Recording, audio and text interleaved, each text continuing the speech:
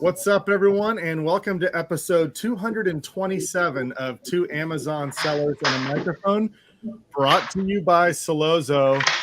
And today we're talking about PPC. We're talking about quick Amazon PPC marketing strategies that can grow your business. And we've got two experts joining us today to talk all about this.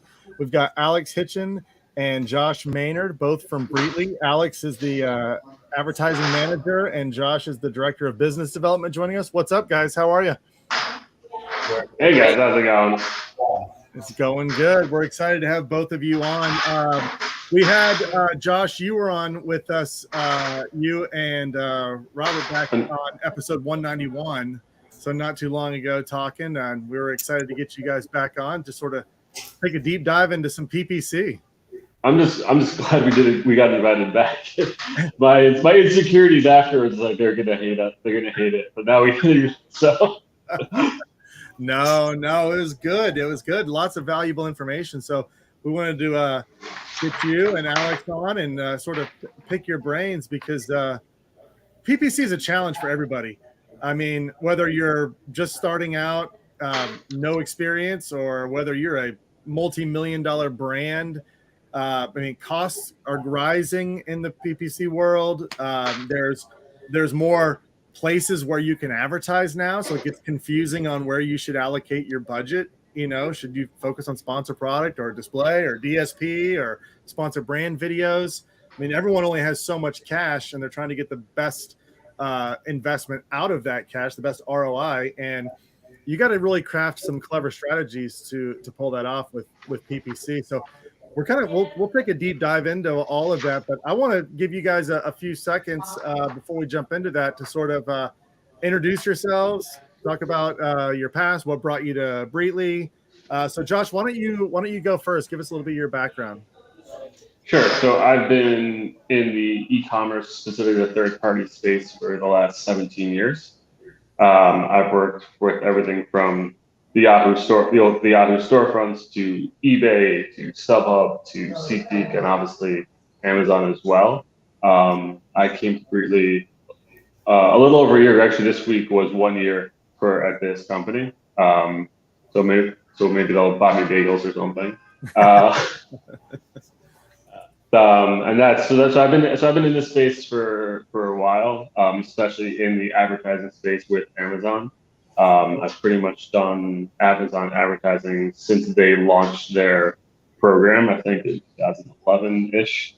Might have the year off a little bit, but around there. So I've been doing it and watching it evolve from something that they were begging companies to do advertising to now everyone has PPC managers and outsourcing and their own staff is dedicated. So watching it grow into this just behemoth has been a ride. So you've been on as long as there's been Amazon advertising. So I would say that is quite a bit of experience. Yeah. Yeah. So we'll say I'm like 22. Yeah.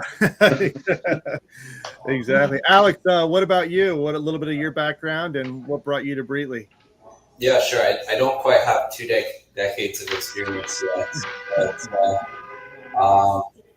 it's been a couple of years now. Before Breetly, way before Breetly, I was actually working as a teacher in China, so I got kind of exposed to some sellers there. I learned a little bit about their business, and I came back to the U.S. A bit before COVID. I worked in-house for a guy. We sold a lot of products from Korea, so I managed his US and then Canada storefront, and then I've been at Breetly like a year and a half now and really specialized now just with PPC. So that's been a great experience. You learn a lot more when you specialize in one specific area of Amazon. Yeah. So just if I could just plug Breetly first. So at Breetly, we do full account management. So A to Z from logistics to PPC to inventory. We do that for Amazon. We do it for Walmart, Target, whatever you need. But just in keeping in the theme of this episode, we get a lot of people who can do most of the business and then just struggle with Amazon PPC. Which is, so we have a lot of clients who just come to us for that. And I think it's just because of the nuances, the complexities, and the needing someone specific in a role who knows it, which not all companies can fill, especially not smaller companies.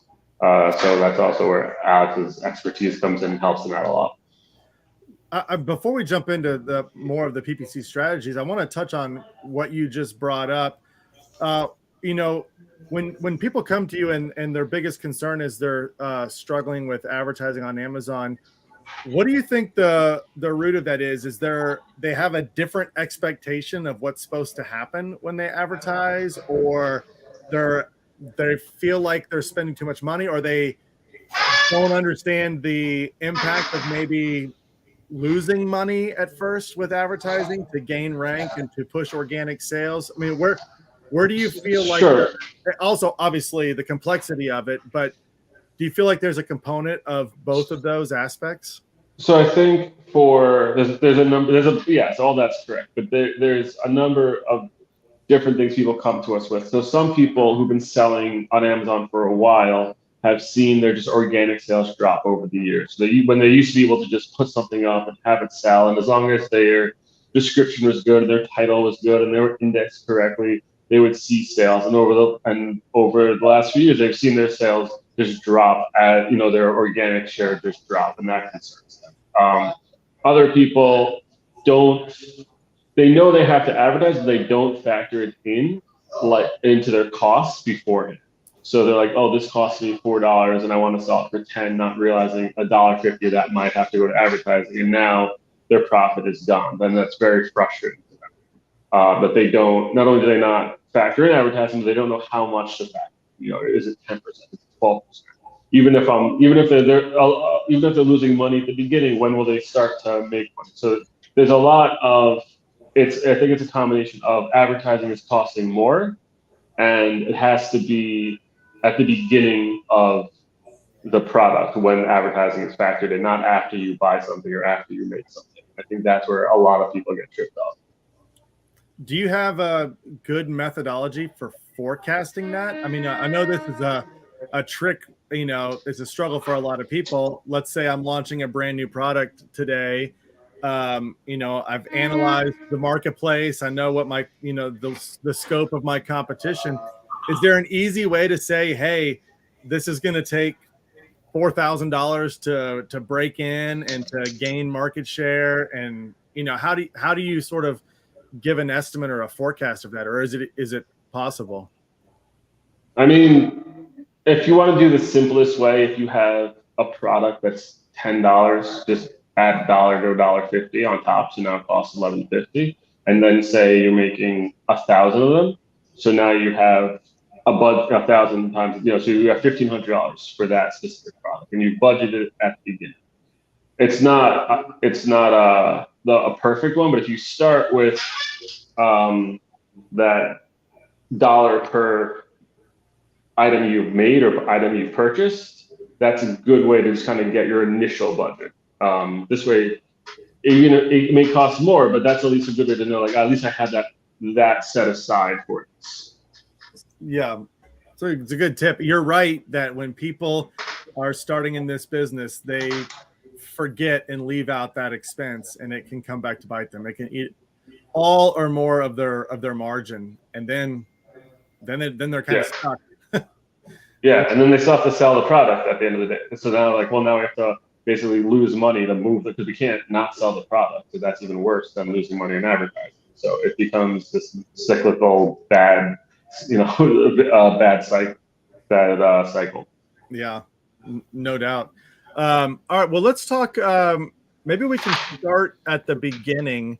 Let's assume that whoever's listening right now is a new seller. They're launching a new brand, a new product.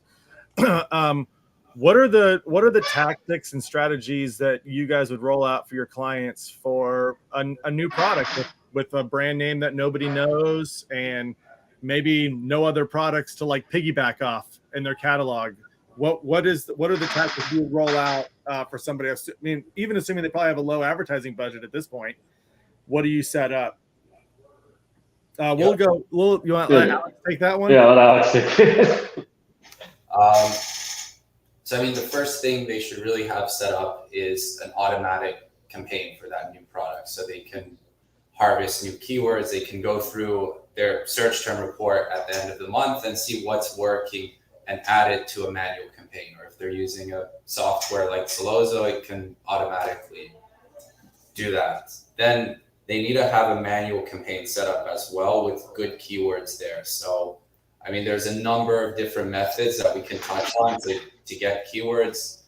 The method everybody uses is going through Helium 10, kind of taking a competitor that's selling well and getting the keywords there. There's also other tools in Helium 10 like Magnet. You can say if you're selling backpacks, you could put backpack as a seed keyword, and then you'll get a good list of other keywords related to backpacks. Also, ASIN targeting works quite well, so we create that as a separate ad group. Josh had a great method for finding additional keywords that we did in Excel. And then also brand analytics, I'd recommend checking that out. So putting some of your core words and you can find a great list of keywords. You mentioned that it's a brand new item. So it's very important that there's a market for that item. So if it's something people aren't actually looking for, that could be a problem, not just with advertising, but the actual product itself. Yeah, just to jump real quick on something, Alex, one of the first things we do when a client comes to us is comp research. So if we have an opportunity to cease to investigate before they make a purchase or before they create a new product, seeing if not only if there's white space, but how fierce is the competition. There are categories and there are items where it doesn't matter how good you are and how many hacks you have at advertising, it's just going to be expensive. So being able to take a step before, if your first step is looking to advertising, you might already be at a disadvantage if you already have the product without looking at your competition research, and that's not just total number of sellers, that's the average price point, the average number of ratings for your competition. So there's a lot of places where there's certainly a lot of white space left on Amazon. It's not, even though it feels saturated, there certainly is places to go. But being able beforehand to know that you're not going to have to spend $3 to click on something is important. It has to be. That's usually the first step we do. With the rise in competition and the rise in CPCs, cost per clicks, what ad types are you guys seeing really good return on when you work with your clients? Are there certain ad types that you're using more to kind of help scale up the products? Alex, do it. Yeah, you want to take it?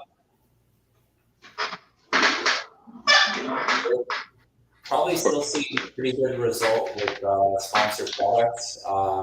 Sponsored display has still been kind of a mixed bag for us. In some cases, when we're retargeting very high conversion items, we can get good ACOSs there. And then sponsored brands that's a whole separate issue where in theory it has a great ACOS, but so yeah, let me just jump in on some sponsored brands specifically, because we've had quite a bit of frustration with it in the last year. So we used to try to evenly distribute it between product, brand, and display. A lot of our clients who have licensed goods saw that their metrics were just phenomenal on sponsored brand.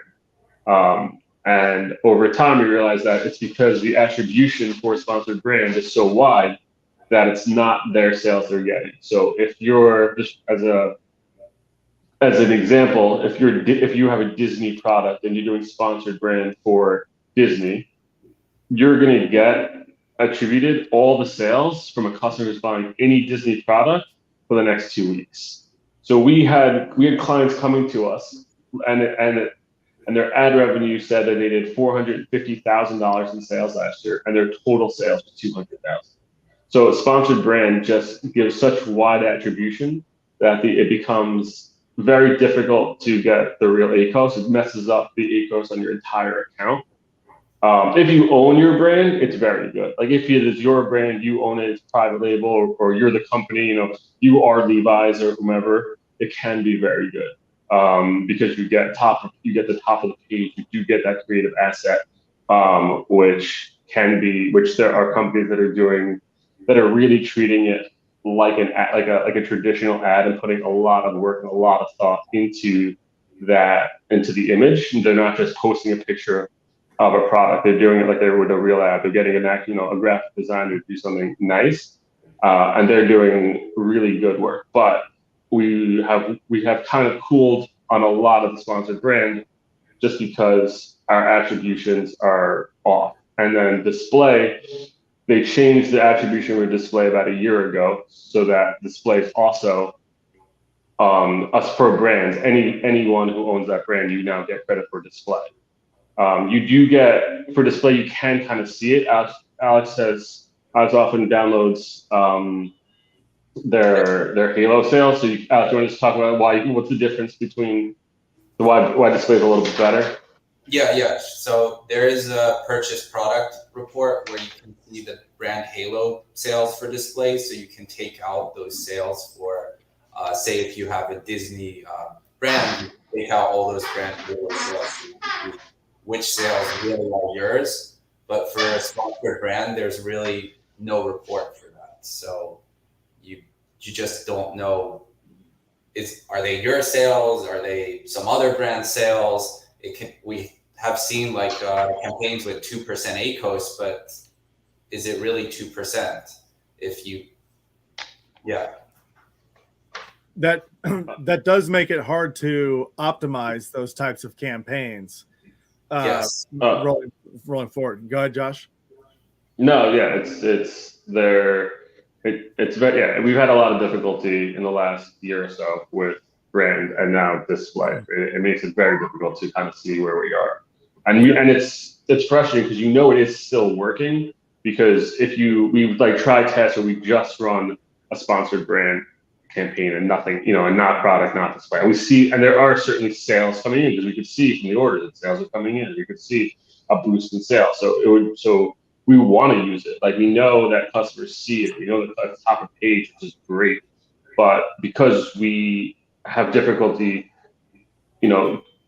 correctly attributing where all the sales are going and how much it's costing, first, our clients are rarely happy when you're like, it's working, but we can't prove it.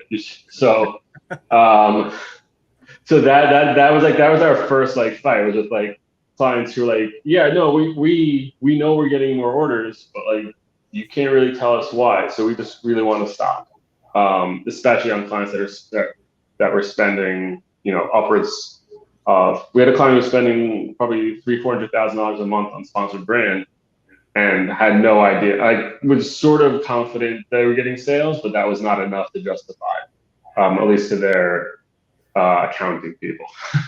Yeah, I'd prefer to see it. To justify it, that would make sense to me. I wonder if Amazon's going to change their reporting anytime in the future on that. We have brought it up a number of times with our Amazon ad rep. Pretty much every time we speak to him. He claims they're working, but who knows, what they other accurate are working with. The little thing in sponsor display changed. The little That's true. For about 6 months, on the website, one part said that the attribution for display was just your own inventory, and then another part said that the attribution was all of third-party sellers, which is kind of messed us over, because we just went off what it said on their website. So we did get that changed. So yes, we made a small dent in the Amazon ecosystem. So if we're talking about this same seller who's launching their initial product, just getting their feet wet with advertising, potentially a small budget, what do you do with that budget allocation? Josh, you mentioned like you used to maybe segment that out like a third in terms of sponsor product. What are you doing now? I mean, would you focus more heavily on sponsor product in the initial stages, or sponsored video ads? If the person owns the brand, then we'd still, kind of divvy it up. Probably more like probably like 60, 30, 10 still, like 60 sponsored product, 30 brand, 10 display, just because even by Amazon's own numbers, like there's still most of it's coming from product. They would like it to even out more, but right now it's not. So we basically put our money how they're telling us the ads are divvied up anyway. That while brand is rising and display is rising, that's basically how the clicks are coming through. So you might as well have it where the people are. In terms of launching for a seller who doesn't have a ton, so the first thing that we recommend is not to launch everything.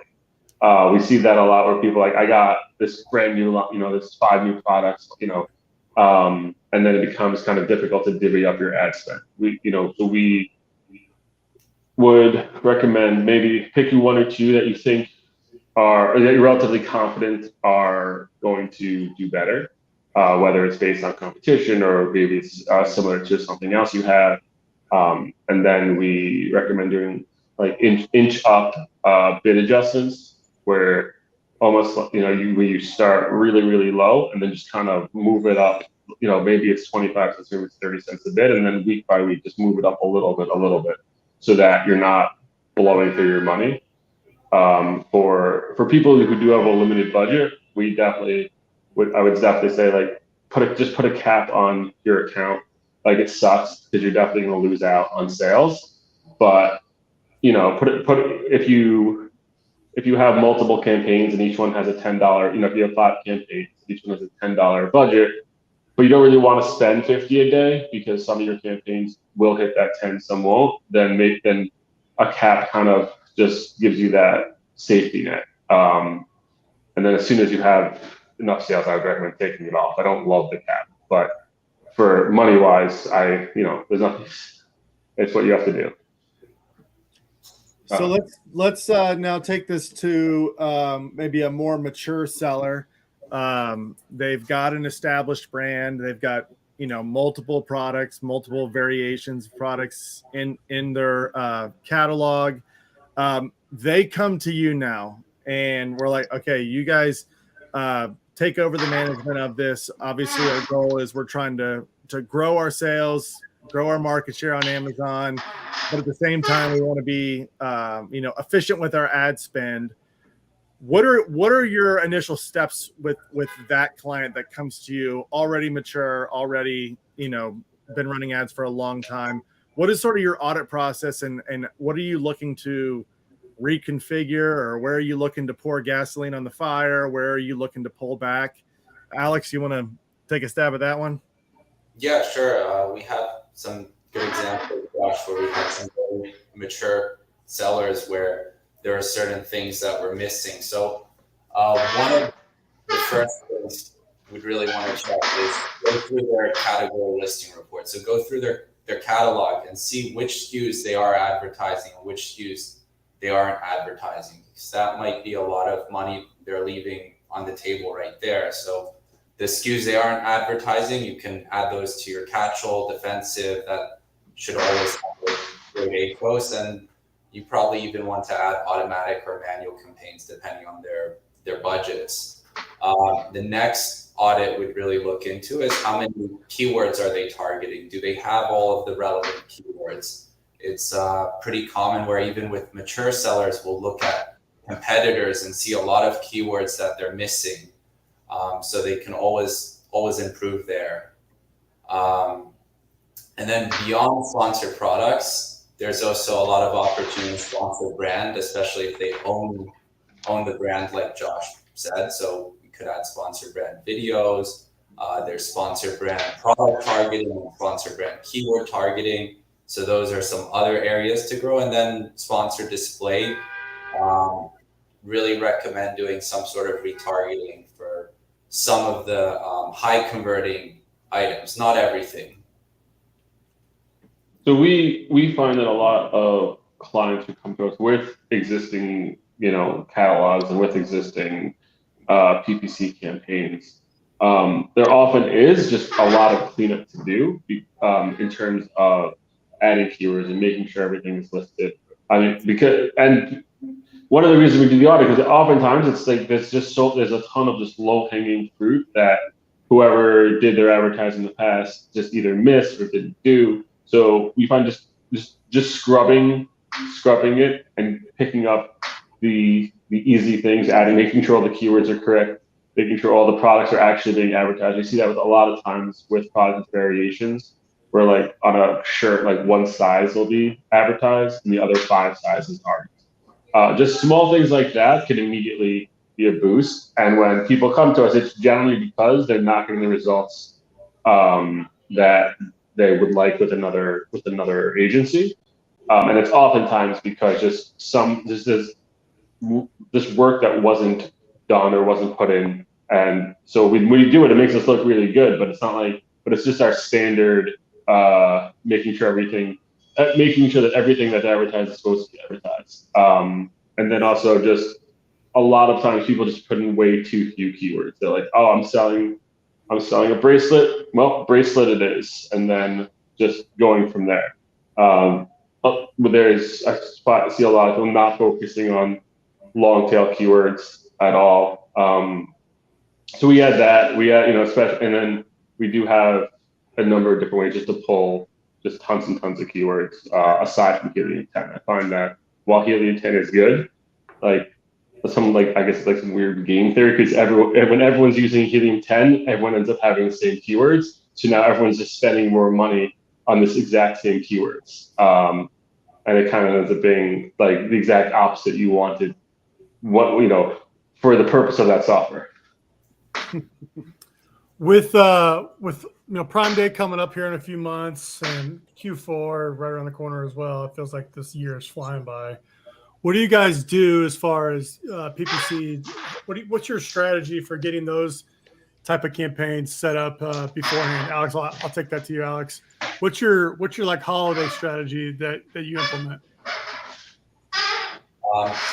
Sure. So I guess one of the advantages with working at an agency, we have a large list of keywords. So me and Josh have actually worked in the past having a kind of gift set of keywords that we target during the holiday, so seasonal keywords.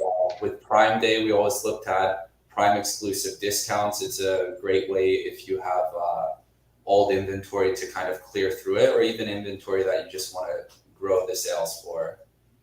Yeah, just to expand on what Alex was talking about with our keywords. One of the things that we see a lot of people don't do is just use their own stuff. So over the last year, we download every search term report and for every client for every month and then use that to inform us of how we should tackle Mother's Day. Because if you can see what happened last year, and especially with gift categories, we know for Christmas 2022, we know what worked well in Christmas 2021 and Christmas 2020 because we just saved all the keywords. So when we're building some campaigns for new clients, we don't need to rely on softwares that everyone is using. We don't need to rely on a lot of guesswork. We have just a core set that we could build our base on. And same thing for Prime Day. It's really like I find a lot of people don't save a lot of the information that Amazon just gives them for like 60 days or 90 days or whatever, however long they give them. Save your own stuff. It's yours. Like it doesn't cost you. You just save it, you put it on your computer. You don't come back to it whenever you feel like. It's just an Excel sheet, and then if you can't do it, find I'm not great at Excel, but we have people who are, and find someone who could figure out how to weight each keyword, or find someone who could figure out how to take that list of 10,000 keywords and get you the best 100. So I would say that as a tip to people, just like you don't have to rely, like you have so much data that you have that of your own as you make sales that it's imperative to save as much as possible and then go back to it year over year to see what didn't work. That's a great strategy and tactic right there. What about actually on, let's say, a Prime Day? Okay, because it is coming up next month or so. On Prime Day, what are you guys doing in terms of like adjusting bids, adjusting budgets? I mean, is it across the board you're raising those, or are you cherry picking your highest performing targets and campaigns and just making the adjustments there? What's your strategy on that? Alex, you can take that one. So we are increasing budgets. Josh, maybe you can help me out with this one. I think it's around a 50% increase for Prime Day. We use the dynamic budget rules. Am I saying that right? Yeah. There's something like it. Oh yeah. So we do for the campaign budget rules. We'll increase the campaign budget so that they'll automatically increase for 2 days and then automatically then go back down after Prime Day. The other thing we do is we don't swing. It's not the best. We don't swing at every pitch. Like there are products that for Prime Day we have clients who's like, we don't want to spend money because this isn't like a big, like we're just an everyday thing. So rather than compete and spend more, they're happy to let everyone else have sales for a day or two and then not spend money. So obviously it's very product specific. I would not recommend everyone shut off their advertising on a very good shopping day. But for some people who are selling, like car parts or whatever, they're, or something, a lot of things that are, very just on a day-to-day needed, necessity. They're like, why would I spend $1.50 a click when I can normally spend 40 cents a click and get the extra traffic? Sure, but I'm not going to get any more sales because the person who buys this actually needs it, not wants it. So that that's one strategy, and then we do increase a lot of campaign budgets, but a lot of it's also working with our clients. We don't even on a time where it costs more to advertise. We don't do much without being hand in hand with our clients. Like we're not going to just spend an extra $10,000 and be like, it was great, yeah, we tell and we do get pushback from a lot of clients, not necessarily because they don't want to or they think our idea is bad. Sometimes it's just simply, this isn't in our budget now, or we would love to do this, but we have a project we're working on that's kind of taking most of our funds for advertising. So so it's not so there are a lot of factors with something like Prime Day in terms of raising budget. For the most part, we do try to not either we'll try to raise bids by a set percent in conjunction with just raising your campaign budget levels.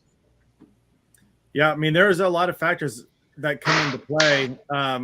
I like the answers you guys are giving because it is like based on the product. I mean, inventory is a huge issue there. Do you have enough inventory to support a big, huge sales day?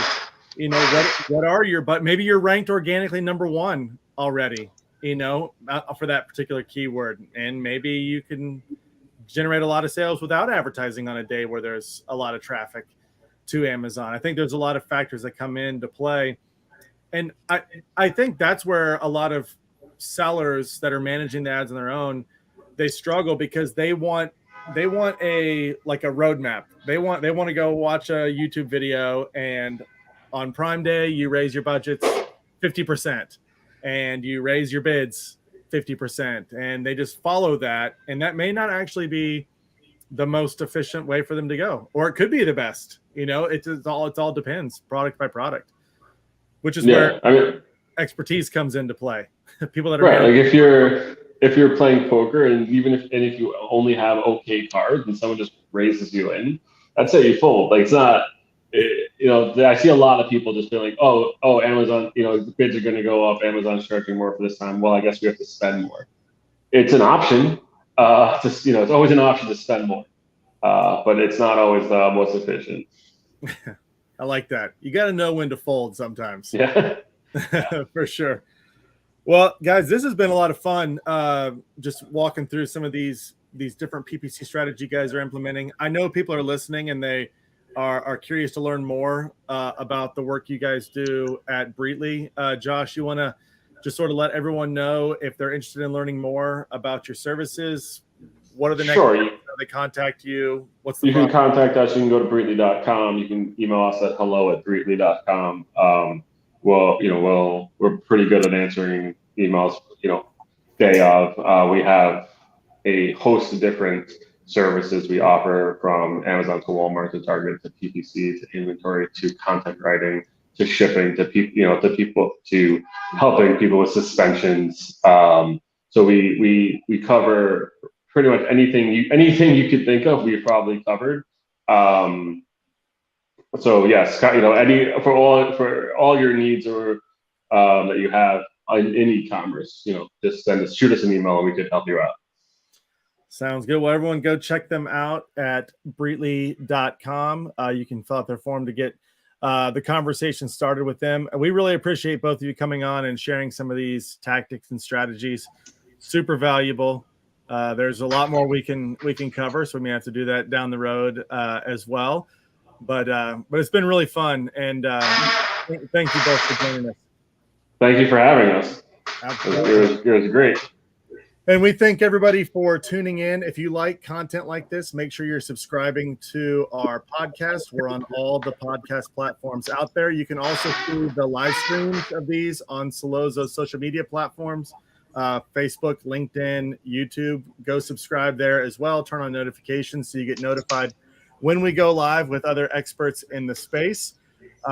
Additionally, if you're looking for PPC automation, we'd love to talk with you at Solozo. You've got lots of options here. You can check out Breetly, check out Solozo, find the best fit for you. But we would love to give you a demo of Solozo as well. Go to Solozo.com, schedule a demo. You'll talk with either Chris or myself, and we'll go over anything you want to talk about on selling on Amazon and show you how Solozo's system can help automate and optimize your advertising.